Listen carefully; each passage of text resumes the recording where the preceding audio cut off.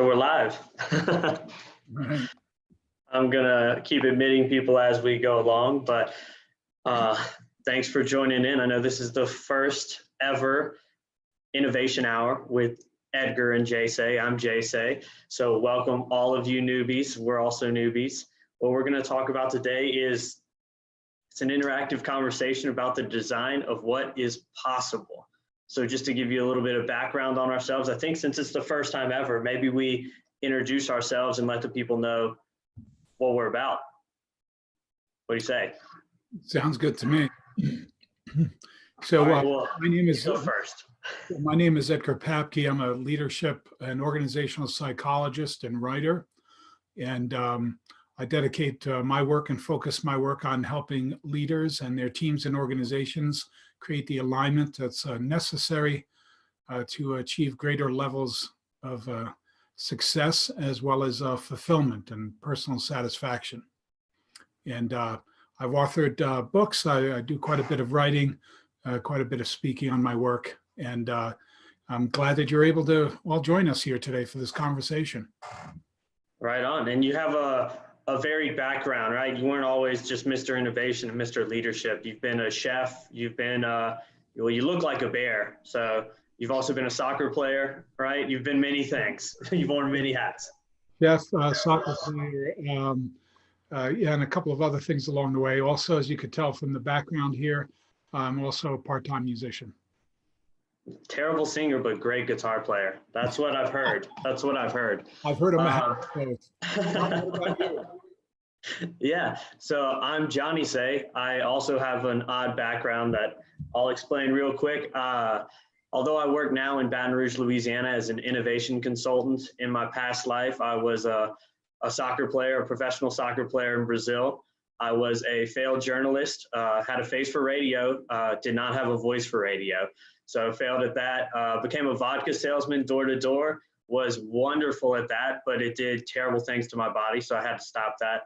Fell in love, moved to Spain, ended up working at a design studio where I learned a process that helped us capture the chaos that is creativity and build any types of products. Worked for IBM, then ended up losing my visa, getting desperate, and ending up back in my beautiful home state of Louisiana.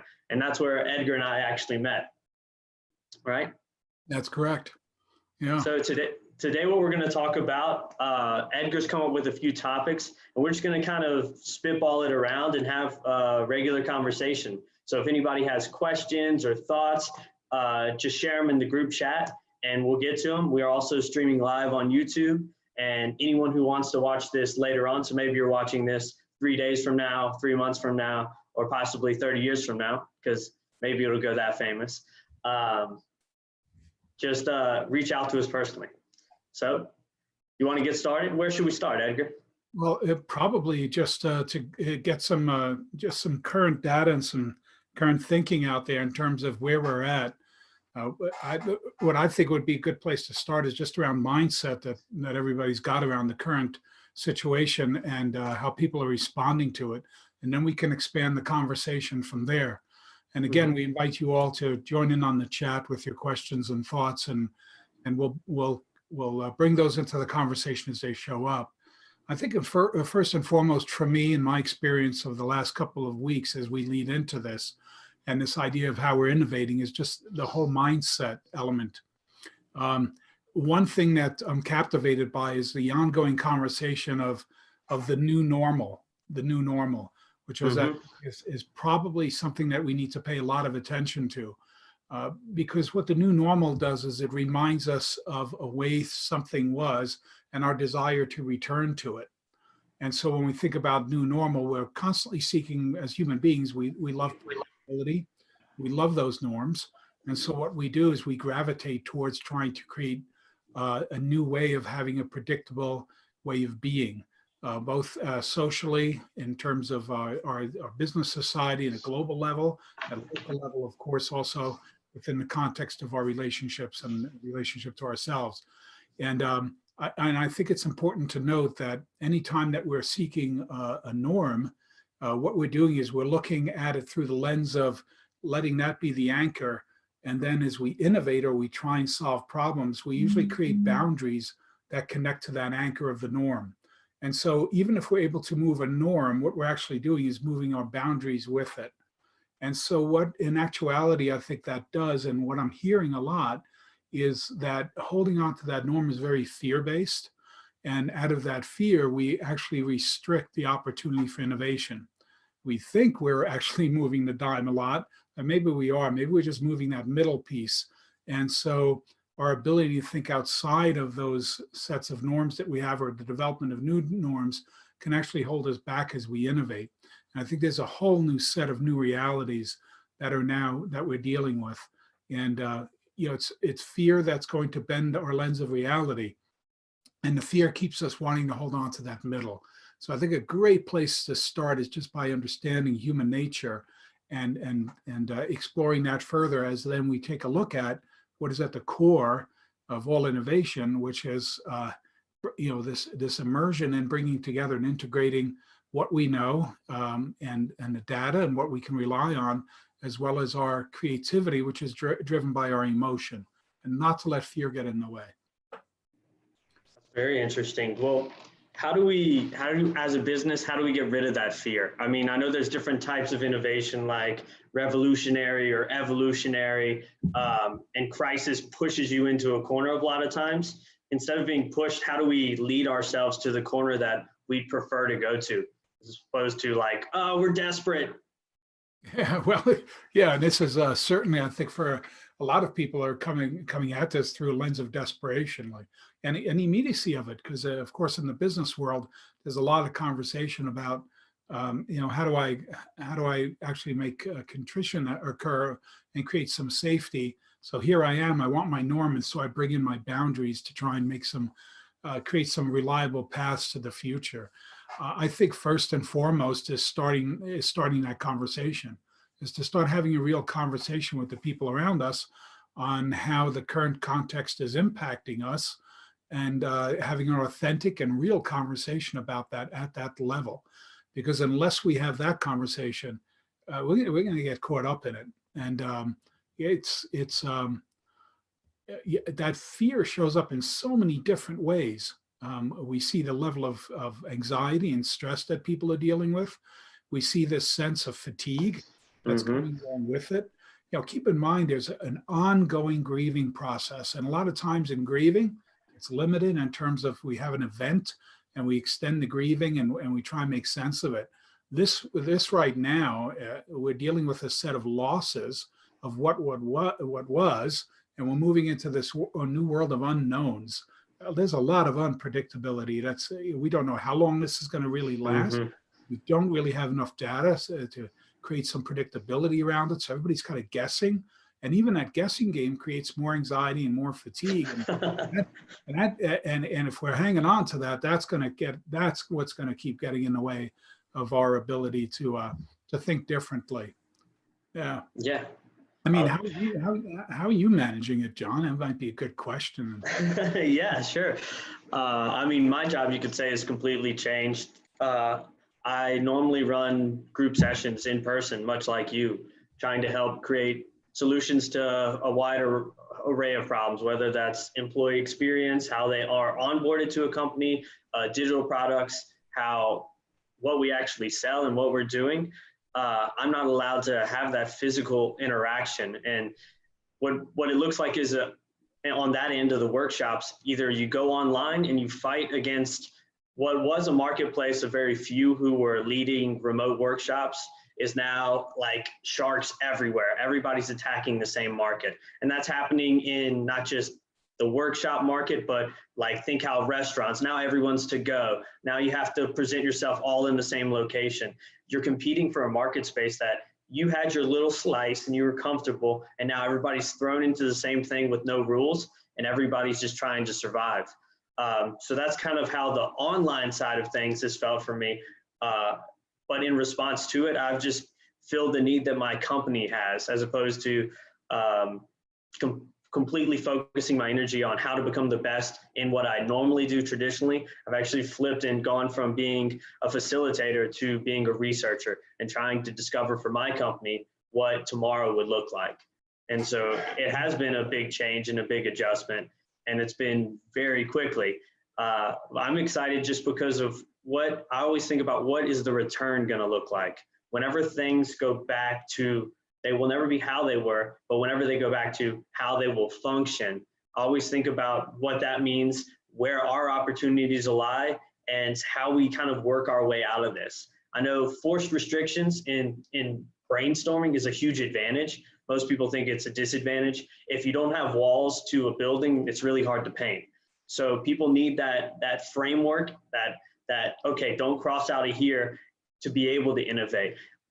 So I'm excited to see what that'll look like. I know in the past people have touted in 2009, a bunch of big companies came out like Dropbox. They were all tech companies pretty much. Airbnb, people thought Airbnb was great because it came out of these tough times. They're definitely suffering now. So they were born in tough times, they might break in tough times. But I found it really interesting, not how Airbnb came about, but one story about how they survived was the Obama-O cereal. So they, they have lodging at the beginning. It was for conferences. In order to actually get money to do what they wanted to do, they sold Cheerios and called them Obama-Os. And that was the money they needed in order to continue on. So it's examples like that that aren't necessarily creating or pivoting your product, but finding a way to get what you need, that I think a lot of innovation is going to come from, even if it just gets you to where you need to go. And that's not your permanent duty, but it gets you across that bridge. So I'm excited to see stuff like that. Yeah, it's kind of interesting. If I play back, those are great pieces that you just shared. I'm going to go all the way back to what you said, because at the outset you said when things return, and I think at the end of that piece that you just shared with us, you moved. So you went for at the beginning when things return, yeah, now you're talking about, okay, innovate. Let's see what the future looks like. So I think right then in that and of itself, I think that needs to be part of the conversation. I had a conversation with the group yesterday, and the conversation is about, what does the future look like, and to keep modeling that and keep asking that kind of a question. So there's actually a framework for this that we can look at. And I think it would be one that would be really valuable, especially if you're leading or you're thinking about if you're an entrepreneur and you've got. I mean, take a look at what's happening. How much of the 3P, think how much loan and small business loan money is going now to startups, because they're filling the gap that's allowing them to start and move to the future, which I think is real interesting. I think it'd be really a lot of fun to see how much money is going towards those startups right now, those early stage companies that really need the money. They've been looking for investors, and now they can go to the bank and actually get some money. And there's a crank going on here, and there's a little bit of a guilt that small business hasn't gotten enough. So I think they're going to start seeing a good fair amount of cash rolling their way through the system. But nevertheless, I think now's the opportunity to start thinking in a framework of thinking vision and strategy. I think right now is that opportunity. And I think that there's three pieces to pay attention to. The first, and it's very simple. It's short term, right, middle term, and then the long term, the really future blue sky stuff. So I think to think that way. So what do I need to do now, especially if I've got an up and running business as well as an early stage? And this, I think, also applies to corporations and multinational corporations, is to be able to take a look at what do we need to do right now, and what does the next 6 months to a year look like? And not be afraid of this conversation, because if you think things are coming back to the way they were in 6 months or a year, you're in denial. And so coming up with that shorter term strategy, I think, is key right now to even provide some sense of predictability and stabilization to your business, regardless of size. And then the second window is the one that says, what do we do, and what does our curve look like going into the future? And what can we do with that?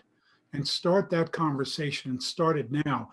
Because even if you have a very steady base, a foundation to work on, you ought to always be thinking that way anyway. This is nothing new. And then you think long term. What is possible 3-5 years out? Where can we actually take this? So I think it's important to come back to a basic, and this is something you can return to, is what we're capable of doing, what we do well in strategy, visioning, planning. and take some of those basic fundamental practices and put them into play. And now's the opportunity to integrate innovation, forms of design thinking, problem Mm-hmm. solving at higher levels. If we just took a snapshot of business today and coming into this pandemic, we know that over 70% of CEOs and leaders of organizations and small and medium-sized businesses, the number one challenge that they have to innovation is that their people don't have problem-solving skills because they haven't systematized it. So now's the opportunity to systematize, to take the time. We can use the technology to build those competencies that are going to get us into the future. And there's no doubt in my mind that that's one of the key elements to focus on right now. Come up with what that can look like and then teach your people how to problem solve. By the way, the second greatest barrier, and this is according to a survey of over 1,000 CEOs and leaders, the second great barrier, right along with problem solving skills, is conflict management skills. They don't think their employees have adequate conflict management skills.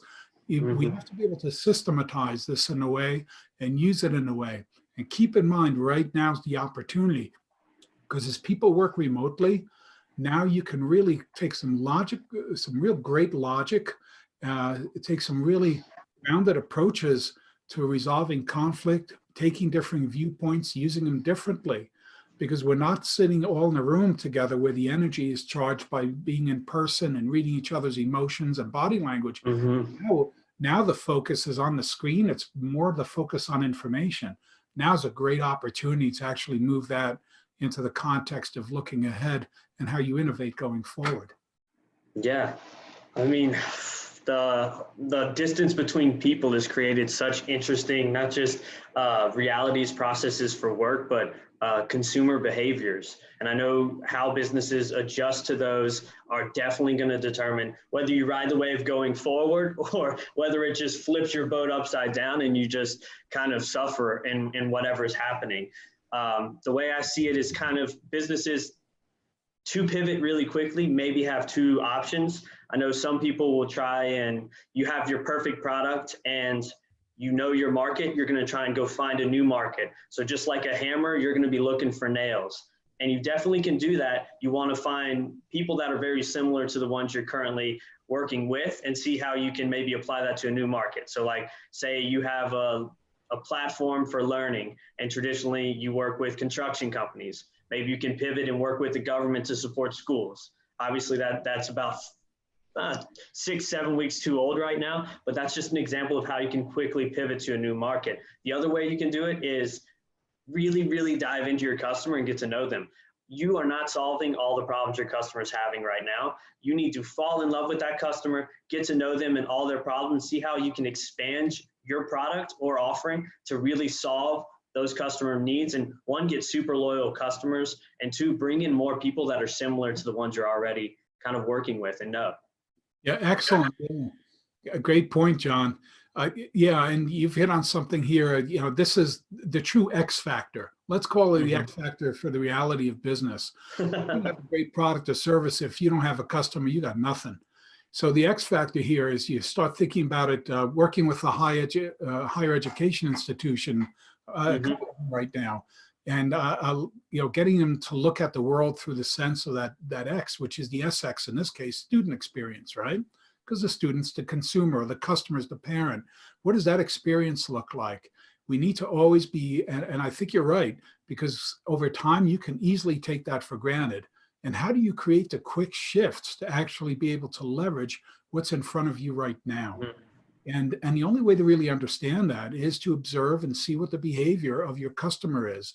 I mean, yeah, if your restaurant is suffering and you're not going to be able to get enough people in the door, you've got to be able to focus on what their experience feels and looks like, and then create the shifts to move with it.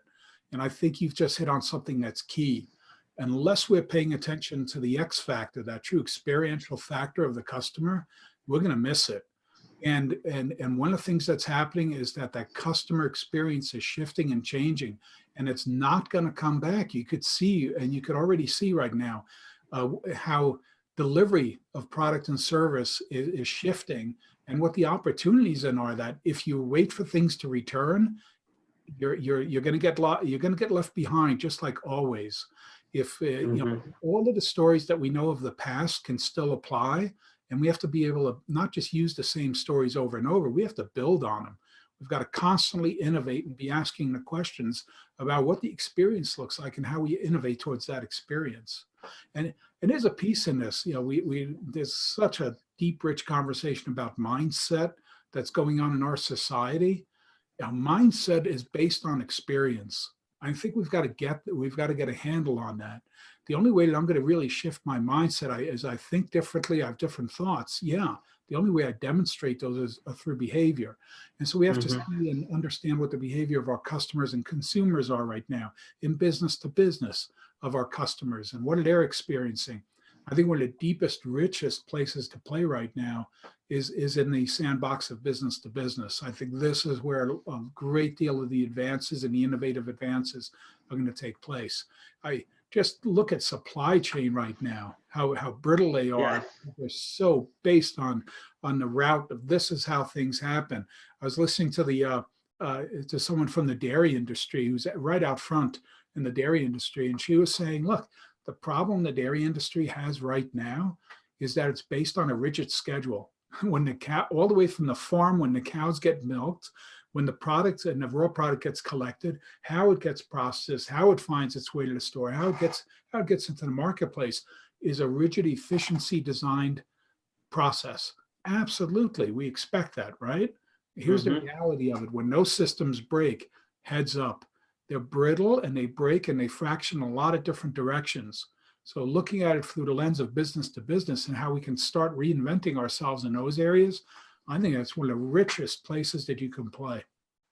Yeah, I know you had mentioned before, if everybody can still hear me, I know you mentioned before the economy of scale versus the economy of scope. I think you kind of touched on it right there. And I'd love for you to share that concept more, because I thought it was really a good foundation for this is the way everyone's going to react to it, or here's a really good approach for adjusting from trying to scale up a business and really working on the supply chain to pivoting just the way you're thinking and looking at the scope of what you're doing. Yeah. In a lot of instances, broadening the scope, because one of the things as we scale up, what we have a tendency to do, and by the way, I have to admit, I've been teaching this model to cultures of expertise and high technology for a long time. And you're smiling because people don't change. People don't change. Replicable solutions, because then we can scale, The thing is, here's the key. While you're building those replicable solutions, you got to keep looking at and seeing what the next opportunities are. That's scope. See, our mindset is so often driven by scaling and economies of scale that we forget to look at the possibilities of scope. And so one of the things to do and look at right now is how do we broaden the scope as opposed to just trying to scale? In some instances, how we're selling our product and service right now is at such a risk, it's probably going to go away in a lot of instances. And at the same time, if you just step back from it, you go, whoa, there's a lot of different places this is going to go. And notice what happens. Now we're talking multi-directional. Scaling for the most part is one direction. Here we go, here we go, here we go. And so the opportunity I see now in innovation and in business, because that's what business is innovation. Let's cut through the crap here. So what we're really talking about here is the simple idea of looking at things in multi-directional and being okay with that. The thing is, out of that thinking, those are where the big prizes are going to show up. Those are the things that we're after. And by the way, in some industries and some business, I will suggest to you that scalability is playing out right now, because there's going to be certain demands that scalability is going to be, again, more in business than anything else. I think what we've got is the wide scope in consumers happening right in front of our very eyes. You can just see the explosion on the internet of different ideas. And look at the two of us here today launching this podcast. It's, there's so much rich information out there, and the scope of our both our imagination and knowledge is just mind-boggling in terms of how right now it's expanding. And that's what happens at times of crisis. You see innovation really start kicking in again. because we all know deep inside, the only way to overcome the fear of this change that we're in this constant transition is to start looking ahead and stay in that exploration mode and keep exploring what's possible, not what once was. Mm-hmm. Yeah, no, definitely. Always. I mean, as working as an innovation consultant, I have to tell you that it's important to look forward. But what I was going to get at is it also depends on the industry you're in to, I guess, how you're going to react. Obviously, restaurants, we got a little look at the report earlier from Board of Innovations, which I can send in the chat later. But it kind of it pulls back the veil, the curtain on what's happening in China and how their economy is functioning. Obviously, the ones that are low risk for viral contamination, they're already going again, like manufacturing, agriculture. But things that are crazy, just suffering, are going to be restaurants, things that have high touch interactions, restaurants, schools, those type of interactions, concerts. And that's not going to change for a little while. So if you're one of those small businesses that are in those areas that say they're working at a 40% capacity, or you're not allowed to have people physically interact with one another, what do you do to try and survive that? And where do you start? Fear and desperation are going to drive you, but how do you get out of that black hole? Or what's the best, what would be your approach for trying to differentiate yourself or just survive? I think those are the two options. Wow, that's an excellent question.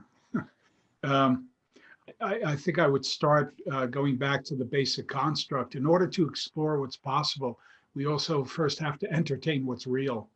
Mm-hmm. And I think that if you're in a business that's now at that level of risk, this is all about, and we always talk in business about risk, and that's business risk.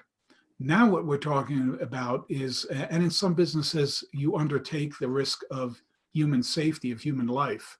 The thing is now all consumers are playing a game, which they're usually not in, which is, do I risk my life for this? It's like the mayor of that city in Georgia, when he heard that Governor Kemp was, lifting restrictions. The first, it wasn't the mayor, it was the coroner, excuse me, of that. Yeah. And he's quoted as saying, well, is a haircut worth your life? And he said, if I could show people the body Damn bag, good haircut. if I can show people the body bags in the back of my car, they're going to have a different idea of what this is all about. So I think one of the things here is that the risk factor is very different in this world right now than what we were experiencing just 10, 12 weeks ago. I mean, it's sudden and it's powerful. So with that in mind, I think you apply the same construct to business, which is, what is our risk right now? Let's make sure that we're looking at this in a real way and not looking at it through a false hope. And if we look at that risk in a real way, then we can explore what to do with it and where to go with it. One of the things I think you'll find happening is a lot of times entrepreneurs, as they're failing, refuse to accept where they're at.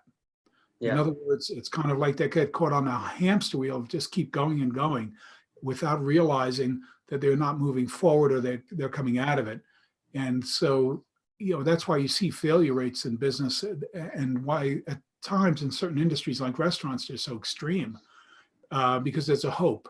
And so I think one of the first challenges is let's get real about what's really going on here. Let's collect the data. Let's take a good hard look at our customer experience, and let's see where that takes us. And then from there, once we acknowledge the fear, then we can explore. It is really difficult to move through a transition in our lives or without actually discovering what we might lose or what we are losing, so we can explore how to overcome that or move in different directions. So step one is, I think, is we need to really ground ourselves in reality, and then move ourselves into this place of, okay, knowing what we know, how can we explore what's possible? And I think, and you'll hear people say this just as a framework for it, even in their local markets. I hear people talk about restaurants saying, well, you know what? They're going to be out of business. They probably weren't going to last forever anyway. right? Yeah. So this is in a way, what we're also doing is looking at this through the lens of that there's going to be a certain, quote unquote, it's a harsh term. There's going to be a culling going on here in different industries and and also in geographic areas. I don't think that it's possible for someone like me sitting in Colorado to have a really true perspective of what the conditions are and what the experience is of somebody in Georgia or in Hmm. Florida, or and I can never ever imagine what it's like other than I've lost a couple of friends in the New York area to the virus. I I can't imagine. I can't imagine what they're living with right now. Yeah, it's going to be interesting in those extreme situations. I mean, if we look at people like me, a youngster, right? You're not as young as me, but you're close.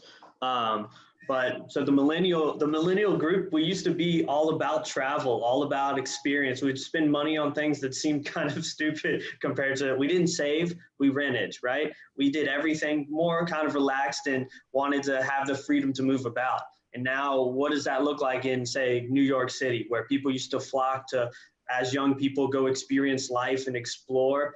What is the consumer going to do now that they're used to surviving just on savings? Now they're afraid of living out in the street again, of having to depend on the government. I mean, Americans in general, we work with hope. We always think we have a shot, and we're always going to play ball. We're going to show up and do our best, right? Well, we just got knocked down. We got knocked way down, and consumers are going to act so much different, especially the ones, say, from that gap that's 1980 to 2012. And the way we spend our money is going to change forever. And I think that's going to really, really affect those industries like we were just talking about, restaurants. Maybe we'll all comfortably eat on the couch, or maybe we'll all get really, really good at cooking. So instead of takeout, we're creating. So the market would be for more like those Blue Apron meals. Yeah, we've gone from a place. I mean, look at and again, it's a great idea to look at the data here. Is that our supply chain of food coming from the farm through the process towards consumer? We've seen this shift where it used to be less than 50% went to grocery stores, and the rest went to the commercial markets of restaurants and hospitality. Now Mm-hmm. look at that shift where now we see about 83, 85%. The last time I looked a few days ago, we're at that level now where 83, 85 is going through grocery stores. Once again, supply chain's not ready for that. Once again, that Mm-hmm. predictability, what's happening with meat processing plants, really literally breaking the system, breaking down all the way upstream. We've got some real problems here. And again, I would caution anyone moving forward to not think too much about predictability and think about more about opportunity and flexibility. Rigidity is not going to get us there. Absolutely. Yeah, those kinds of shifts are remarkable. And again, it goes back to the question you posed before, is, what is the X factor, the customer experience, and what are people going to be looking for and wanting? I could readily see where we already had take home meals in different forms, et cetera. People learning how to cook again. By the way, Again. Williams Sonoma, Williams Sonoma. You talk about retail and what's happening, Mm-hmm. brick and mortar. Williams Sonoma is thriving right now.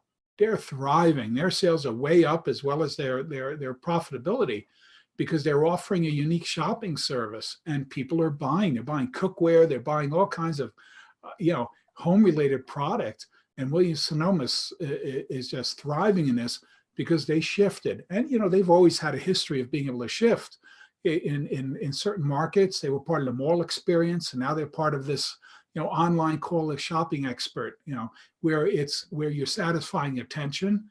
People seeking competency and knowledge are getting that fulfilled, and they're doing it with a level of authenticity that is remarkable.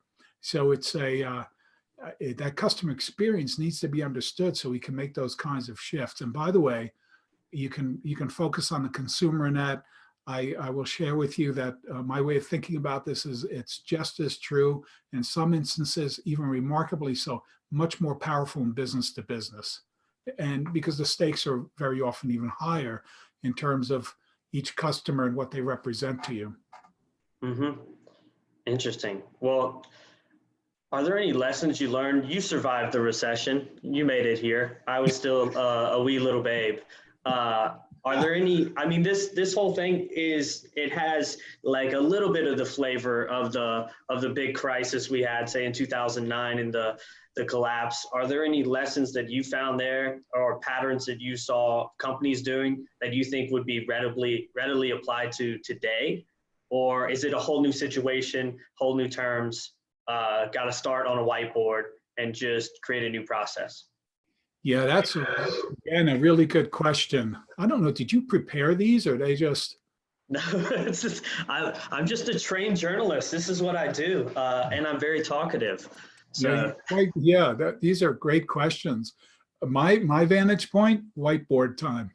I think if we, you know, there's definitely some things people did in the recession, and they came out looking good. mhm. That we could definitely learn from. I would say get those lessons and bring those onto the whiteboard, not the other way around. Yeah, I'll take the lessons of 2008 and say, okay, now how are we going to reuse these or build on these? I think the other way around is let's take a look at the whiteboard and see, and then pick and choose what we can from those lessons and apply them to the current day. This is very different. You know, before it was all financial risk. It was all a breakdown in the financial system. Now what we have is an influence not just on our financial systems. We have the societal influences. Absolutely, we had those before. And hmm, now we're talking about lives.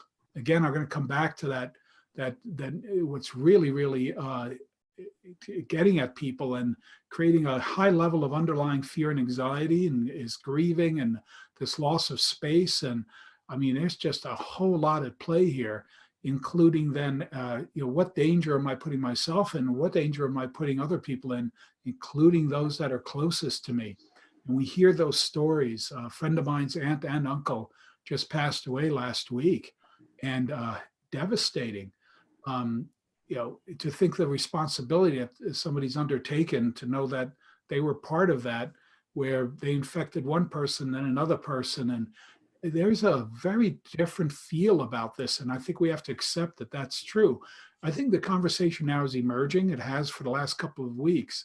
And, you know, psychologists are chiming in on the effect of this.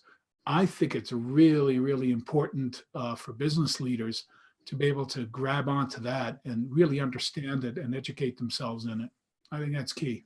Yeah. I mean, it's just crazy how the blame, say in the economic crisis, the blame was put on, oh, there's a bank, the big banks, the people in suits, Wall Street, they took everything from us. So we could put the blame out there. Well, now the blame is like right here on our hands, our nose. And so it's so scary because it's literally on us. Like we can physically feel it, see the issues that it causes, and the fear of it's still just like a ghost. Like if I do this, is it going to cause my dad, my granddad to have any problems? And so you start wearing that guilt or that pressure on your shoulders, and it makes you fearful. I mean, in the grocery store, whenever I'm walking down an aisle, I give myself like 10 feet of distance because I don't know. I think I'll be okay, but I don't know how the other person will react to me being closer. I don't want to. It's such a weird social change, and I think that'll definitely translate into how we're buying things as well. I mean, it's obviously going to translate, and interesting to see how the new awkward is what I'm going to call it. It's not the new normal; it's the new awkward. Like, do I go? I'm in the South, right? We shake hands about everything. Am I going to shake his hand? Oh, I can't. So what's the new handshake? What's the new gentlemanly thing? All these small behavioral changes are going to result in like waves that change into economical shifts or industry changes. Yeah. Obviously, everything's going to go virtual or digital for a little while. And I'd like to hear your opinion because you're an expert on culture. How do you maintain company culture when you're physically at a distance? I know there's definitely benefits to these in-person interactions. I'm walking through the office, I'm high-fiving my friends 4 weeks ago. Now I'm 20 miles, 200,000 miles away from the person I normally share a desk with. Yeah. I, And I'm not engaging with them. yeah. That's probably the one that I've been getting the most in the last 3 or 4 weeks in telephone calls and Yeah. in online conversations. So a couple of thoughts about that. And the first one is doesn't go directly to answering your question. I would Okay. suggest the main ingredient in getting it right. And that is one of the things that has really shifted here. And it goes back to, we had the responsibility on Wall Street and the big banks and the financial markets in 2008 and coming out of that. Now what's happening is the responsibility has shifted. So it's a shared responsibility. Now all of a sudden, we're all in this together, is very true. And if organizational leaders and business leaders, the more they behave like it's shared responsibility, the better off they're going to be. Because keep in mind, culture is about a personal experience I have of what life on the bus looks like, right? We talked a game of get the right people on the bus. What does your bus look like? So I think when you turn attention to organizational culture, this actually is a moment of opportunity because it allows leaders to articulate what the rules on the bus look like, including, are you a good problem solver? What's it going to take for that? How are you going to manage conflict and varying, differing viewpoints with the people around you? These are all ingredients within the cultural context. So I think one of the key messages that one can gravitate towards now is that we have a shared responsibility to the culture. We're all in this. We are truly, and it's not, the hierarchy is always going to be there. It's natural for us to engage in hierarchies. The thing is, how do you kind of create a blend and take away those fears associated with the hierarchy and move from a place of fear to a place of commitment? And so the better you articulate how things get done, how problems get solved, decisions get made, how people are listened to, how you build their competencies. I mean, right now for engagement right now, you've got a better opportunity than perhaps if people were sitting in the same building with you, because there's a greater need and desire for people to not feel isolated. There's a greater need and desire for people to learn new skills. And you could take the moments right now to teach them new skills and to build their competencies. And right now, more than anything else, in articulating your culture and what it is that you expect of people, openness. Nothing right now is going to carry the day, I don't believe, as much as being authentic and open and speaking the truth. And you could see it happening, how fast it's happening. You see it in what's happening in a lot of large corporations and organizations. When they get confronted, now all of a sudden we're seeing this transition. Yeah, let us speak truthfully. We got this loan money. We're going to return it. And the more that you move towards a place of openness and authenticity, the more powerful the leadership will be, and the more you're role modeling and reinforcing what's necessary. One of the great risks that I think a lot of business leaders feel is at play now is, how are my employees behaving at home? Well, have a conversation about that and ask them what they need, and ask them what they need to be more innovative, ask them what they need to be more successful. This is the opportunity to really build on what you've started to build in your culture. And if you haven't really paid a lot of attention to it, you're being forced to pay attention to it now. So I think now is the ideal time. And it goes back, and the question is, how do I do this? You start with articulating what the culture looks like. Make sure you've got an alignment of your strategies that influence the behavior of the people in your teams and organizations, and have a conversation with them about it. Unspoken expectations, slippery slope to resentment, anger, distrust. Speak openly to expectations. Speak openly, not just what you expect of them, what they expect of you. And you're going to have a fallout. Some people are going to leave. Some people don't want to play. What else is new? You've always had that to manage, right? Now, what you do is manage it with a greater level of openness because the stakes are higher. It becomes more meaningful. So this whole idea of shared responsibility to culture requires you to articulate expectations, articulate what you want it to look like, and then make sure that everyone is informed and everyone's part of the dialogue, the conversation about what that looks like. Yeah, I think it all ends up leaning back on problem solving. Yeah. And you just talk about, I know that design thinking is a thing that's been around for a long time, and it's harder to do when you're at distance, but your ability to problem solve, not just well, but quickly, is going to be so fundamental especially in the next few months, to stay alive, but also to expand and try and return to where you were and grow from even the past, get up ahead of where you expected to be. It's Yeah. going to be interesting to see how people that maybe aren't so techy, aren't native on the computer, adjust to the change. I mean, I've definitely played with tools and didn't know how to use them at all. In the past 4 weeks, I've learned a whole bunch of new stuff that may never be useful or may be very useful in the next 3 months. But it's just interesting to think about how can you, as we mentioned, scope earlier, how can you scale culture? How can you scale problem solving as opposed to do the scope? And I know there's systems out there, but how you put those into play is going to be fascinating to see how mom and pops are going to create a system for collaboration or for coming up with new ideas. I know personally, I find at these times, my problem solving, say the process that I'm going to go through is I'm going to take, at least if I'm trying to solve, like create a new product, find a new market, I'm going to take the restrictions that are affecting me. I'm going to take my product and what makes it unique. I'm going to take my market and know the customers really well. And then I'm going to take trends that are coming from the future, whether that be low touch economy or consumers acting one way, consumers feeling more anxious, consumers not trusting hygiene of products, for example. And I'm going to take those in a bag and I'm just going to shake them up and try and come up with as many ideas within our group setting, however that may look. Come up with as many ideas to solve that one particular area of focus and try and expand. Okay, well, that was with this restriction. This is with the next restriction. And then filter those down and see how I might be able to solve issues, not just at speed, but also well. And Yeah. I think that's something that people are really going to be looking for. And I don't know who to turn to for that. Maybe we can turn to me because I just gave an example, but I bet there'll be plenty of people coming up with cool stuff. Have you seen anything that kind of addresses those areas? And if so, what are some examples? One enterprise is using subgroups that they've never, they're putting subgroups into Zoom chats. They're bringing them into everyone online and putting them into breakouts and creating ideas. So there's that simple approach to using technology. And what's interesting is you put people in the physical environment, they probably never did that before. So Yeah. being able to give them a process, being able to talk to them about what this looks like is a good idea. You used an analogy that's really, really important. And that is, you can put everything in a bag and shake it up and see what's in there.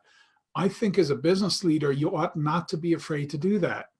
Because a lot of times we say business leaders are concerned, well, I'm going to get these crazy ideas and, and then people are going to have their feelings hurt or whatever if I don't use them and, everything that goes along.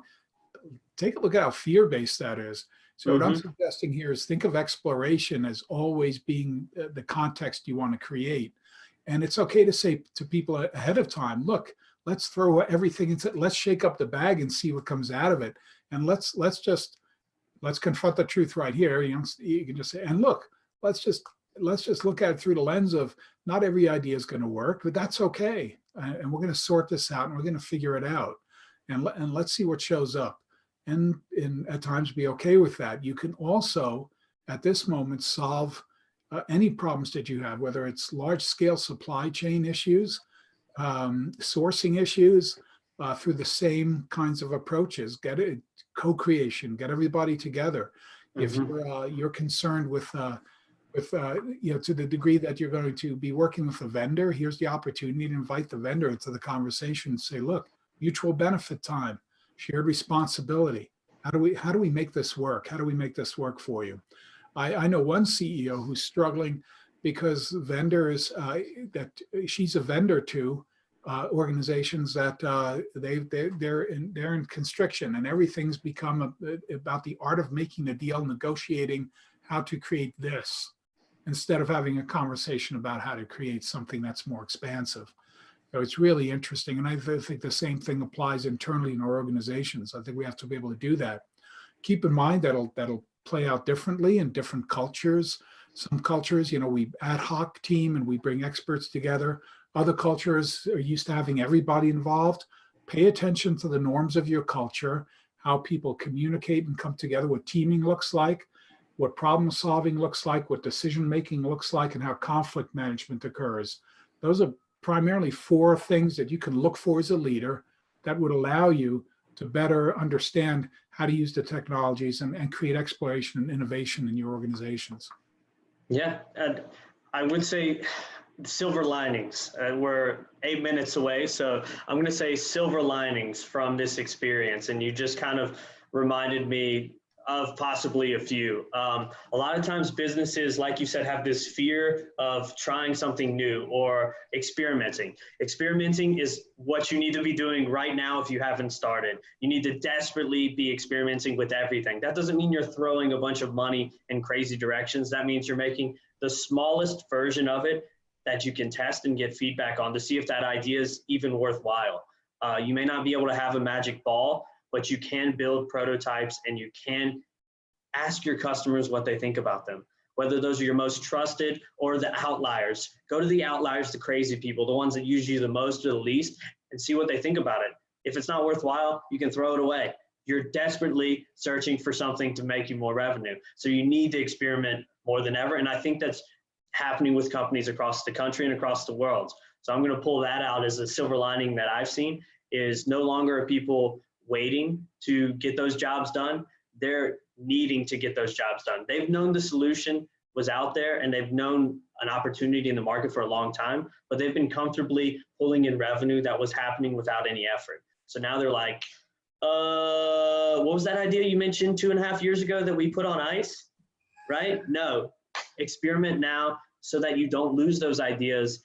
And 2.5 years ago would have been great to have it already so that when this situation happens, you could have flipped the switch and turned it on. Yeah, show me an entrepreneur, a business leader that doesn't say, whoa, there it goes, another $1 million idea. I thought of that a long time ago. Why didn't I do anything with that? Yeah, being a business leader, being an entrepreneur, and being a member of an organization that's thinking innovatively is about experimentation. It's about prototyping. And I think there's something here. I'm going to go right back to that X factor of the customer. You call it a superpower.